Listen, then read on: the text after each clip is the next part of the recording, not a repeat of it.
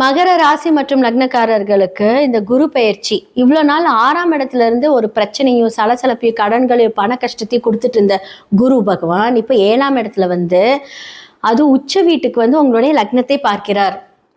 அதாவது கையில ஒண்ணுமே இருந்திருக்காது, எல்லாம் அப்படியே ஃபுல்லா கொலாப்ஸ் ஆயிருக்கும். ஏன்னா குரு 6ல இருந்து நம்மளை வந்து தவறா தானே, ஏன்னா வந்து சுவர்கள் மறைந்தால் நம்மளோட வழிகாட்டுதலும் தவறாதான் இருந்திருக்கும்.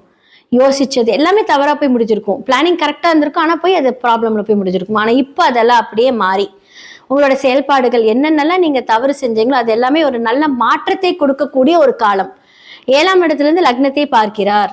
அப்போ வந்து என்ன அப்படின்னா திருமணம் பிரச்சனைகள் எல்லாமே சரியாக போகுது. அடுத்ததான் வந்து உங்களுடைய லக்னத்திலிருந்து பார்த்தீங்க அப்படின்னா 3ஆம் வீட்டை பார்க்கிறார், அப்புறம் 11ஆம் வீட்டை பார்க்கிறார்.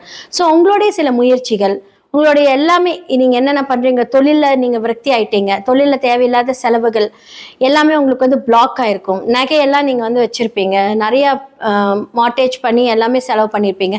பட் இந்த காலகட்டம் குரு பார்வை கோடி நன்மை கொடுத்து என்னென்னலாம் இழந்தீங்களோ இந்த ஒரு வருடத்துல அது எல்லாமே எடுக்கக்கூடிய எல்லா முயற்சிகளும் நீங்க பண்ணி இதெல்லாமே சக்சஸ் ஆக போகுது. உங்களுடைய 11ஆம் வீட்டை பார்க்கும்போது உங்களுடைய ஆசைகள், உங்களுடைய லக் ஃபேக்டர்ஸ் எல்லாமே வந்து உங்களுக்கு ஜாஸ்தியாக போகுது.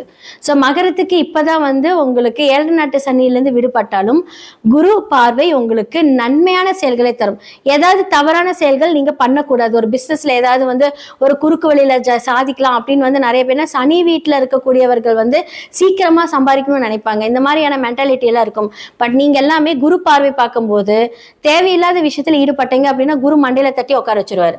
அப்போ என்ன அப்படின்னா நேர்மையாக நீங்கள் செயல்படும் போது கண்டிப்பா அந்த குரு பலன் கோடி நன்மை தரும்.